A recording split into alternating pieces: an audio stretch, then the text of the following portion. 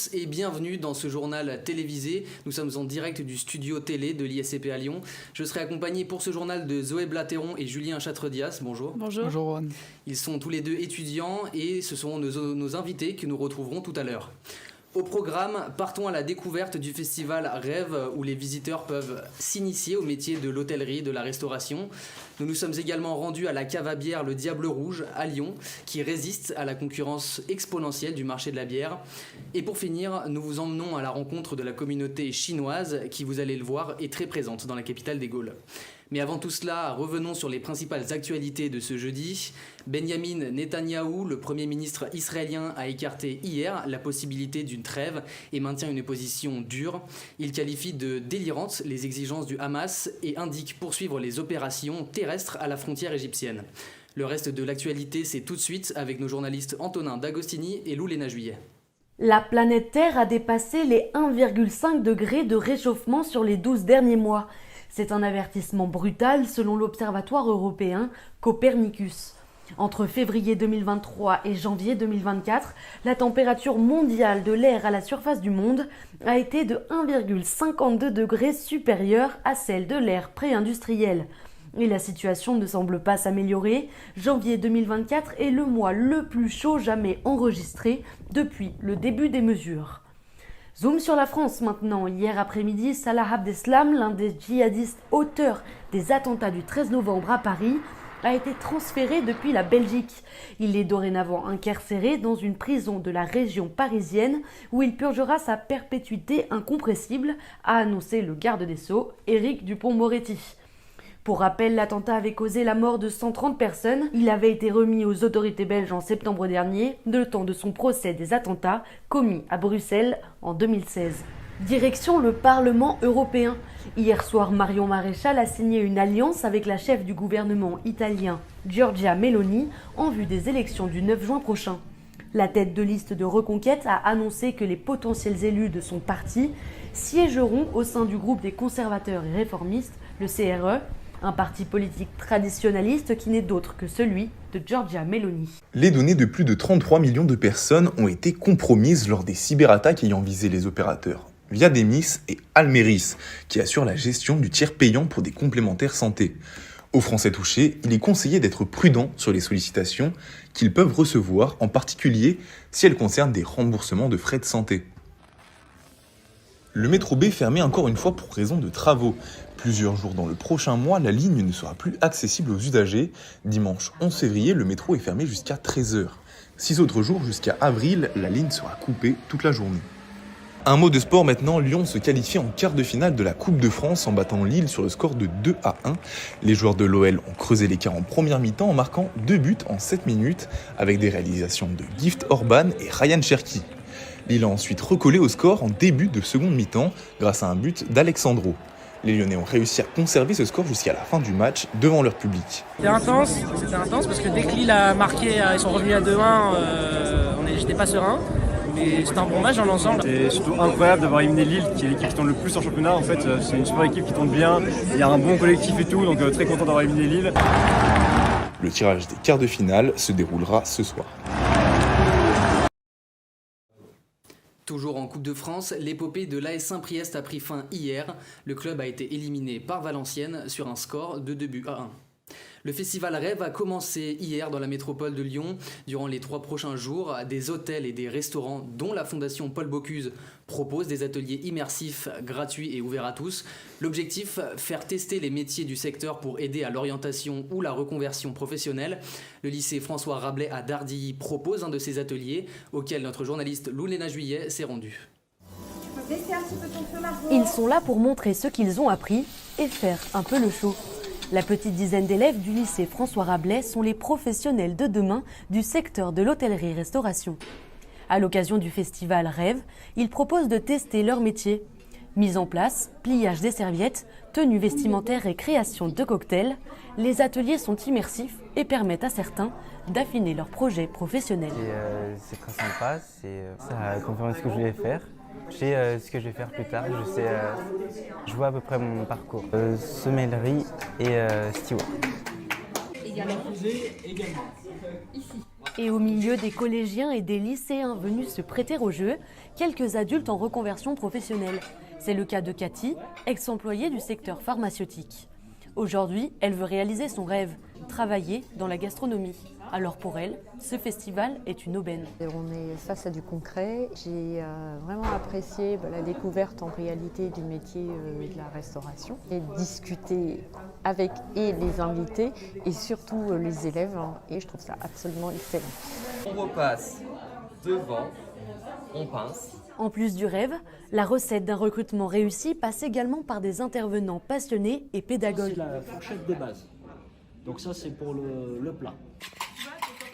Pas simple d'attirer des futurs recrues en hôtellerie-restauration, un secteur très exigeant, comme en témoigne Mathias, 18 ans. Je leur dis toute la vérité sur les conditions de travail, sur notre façon de travailler, notre façon de nous comporter avec les clients. Mais c'est avant tout un métier de passion, comme le rappelle Léa, l'une de ses camarades. Je veux faire découvrir le métier de la restauration, donc transmettre le savoir-faire, mes connaissances, afin donc, que les personnes découvrent le métier de la restauration, qui est une passion pour nous. En 2023, sur les 400 000 emplois vacants dans ce secteur sous tension, seuls 150 000 ont été pourvus.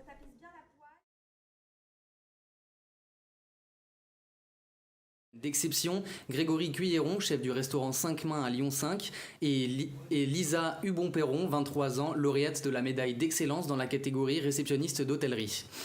En 10 ans, l'Auvergne-Rhône-Alpes est devenue la région de France où l'on compte le plus de brasseries. Il y en a près de 300. Cette croissance du secteur de la bière a pour conséquence une augmentation de la concurrence. Mais comment les petits commerçants résistent-ils à cette rivalité exponentielle? L'exemple de la cave à bière Le Diable Rouge à Lyon, un reportage de Louléna Juillet. Et après, la néonate que tu connais un peu style Népa de Chardrech, mais avec un peu plus d'amertume. Régulièrement, ce couple lyonnais se rend au Diable Rouge, à Croix-Rousse. Une cave spécialisée dans la vente de bière. Pourtant, acheter puis consommer ces boissons alcoolisées de choix, c'est pour eux une habitude récente. Et je me suis vraiment découvert une vraie passion en venant ici. Là où avant c'était la petite bière de comptoir, maintenant je sais ce que j'aime, j'ai appris à goûter une bière, etc. Le bon mélange accueil, qualité produit. Ça me va. Ciao, à bientôt. Des clients habitués comme Clarence, le Diable Rouge en reçoit tous les jours. Mais depuis son ouverture en 1997, le magasin a dû faire face à un nombre croissant de concurrents. On est aujourd'hui la première région brassicole de France, c'est là où il y a vraiment le plus de brasseries. Donc il y a eu pendant 10 ans vraiment une vraie explosion, autant des brasseries, des caves à bière, des bars à bière, il y a eu vraiment tout qui a explosé. Et là on va dire depuis à peu près un an et demi, on va dire post-Covid, donc peut-être quasiment 2 ans, il y a eu vraiment une baisse notamment chez les cavistes, en tout cas comme moi. Aujourd'hui la tendance est à l'inverse. Certaines jeunes brasseries finissent même par mettre la clé sous la porte. Alors de son côté, pour résister, le Diable Rouge a ses atouts. Historiquement, comme on est là depuis 27 ans maintenant, on a vraiment la possibilité d'avoir un public qui est là depuis très longtemps. On s'est ouvert aussi, donc du coup voilà, moi le fait d'avoir vraiment amené de la brasserie locale, parce que les gens le demandent de plus en plus. Et on essaie aussi de mettre en avant, nous, le conseil. Comme voilà, moi ça fait plus de 10 ans maintenant que je suis ici, je considère avoir une certaine bouteille, sans mauvais jeu de mots. Et du coup ça nous permet d'apporter vraiment un conseil.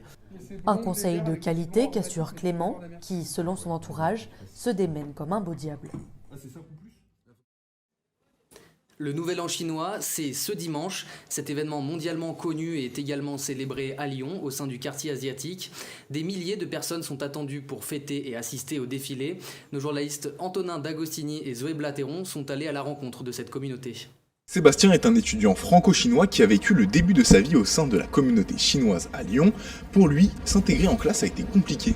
En primaire, collège, là on se dit « Ah, on va être la risée des copains, on fait ça, c'est pas la même culture qu'ici, faut pas qu'on le voie, il faut cacher ça, etc. » Pour faire face à ce problème, les Chinois de Lyon se sont regroupés autour de leurs croyances, comme ici, dans cet entraînement de danse du lion. Il est toujours comme un félin, pareil. Il est là, il tourne, il regarde. La danse du lion a pour but de chasser les mauvais esprits, d'apporter le bonheur, la joie. C'est une des figures emblématiques de la culture chinoise, la danse du lion. Si vous l'enlevez, vous dites qu'il n'y en a plus, c'est comme si vous leur enlevez un poumon ou un cœur. À Lyon aujourd'hui, la population chinoise dépasse les 15 000 individus au sein du 7e arrondissement. Nous sommes actuellement à Guillotière, dans le quartier asiatique, où des milliers de personnes sont attendues ce week-end pour assister au Nouvel An chinois, avec au programme la fameuse danse des dragons. La présence asiatique dans ce quartier se remarque aussi grâce aux dizaines de boutiques qui vendent tout type de produits made in Asie. Et quand est-ce que l'on pourra retrouver cette troupe de danse, Zoé ? Bien, bonjour à tous. On pourra la retrouver dimanche 11 février à côté de Guillotière, dans la rue Pasteur. Donc il y aura un défilé de la danse des lions de 14h à 15h dans les restaurants et les commerces alentours. Et on aura aussi le droit à une démonstration d'arts martiaux pendant cette fête. Très bien, vous étiez sur place pendant le reportage. Qu'est-ce que vous avez découvert finalement ? J'ai découvert une communauté très soudée. Finalement, tout le monde se connaît plus ou moins. En tout cas, dans le quartier Pasteur, en fait, tous les commerces se connaissent entre eux. Donc, on nous renvoie parfois à d'autres commerces. En fait, ils sont tous soit de la même famille. C'est vrai parce qu'il y a 3 frères qui sont en fait les chefs de ces endroits-là. Et je les ai trouvés en tout cas très soudés. Tout le monde se connaît, tout le monde se dit bonjour, tout le monde... Enfin voilà, c'est une vraie famille en fait. Merci beaucoup Zoé. Nous sommes très heureux de vous avoir présenté ce journal préparé par les étudiants en spécialité télévision. Julien, vous êtes également en spécialité mais presse écrite. Comment est-ce qu'on vous prépare au métier de journaliste à l'ISCP à Lyon ? Alors bonjour à tous. Donc à l'ISCP à Lyon, on nous prépare, on a des cours théoriques. Donc tout ce qui est histoire des médias, histoire des sociétés et religions. On a aussi pas mal de cours théoriques, pas mal de cours pratiques, pardon. On va être justement formé au studio télé, au studio radio, et on va écrire justement nos propres articles. Comme vous l'avez dit, moi je suis en spécialisation de presse écrite, donc ce qui veut dire qu'on a notre propre rédaction où la rédaction choisit ses sujets, on se met d'accord sur quel sujet on va mettre en une, quel sujet on va mettre dans telle place dans notre magazine, et à la fin on aura un petit magazine d'à peu près une centaine de pages qui sera publié. Eh bien on a hâte de vous lire. Merci à tous en tout cas d'avoir suivi ce journal et nous vous souhaitons à tous une agréable soirée.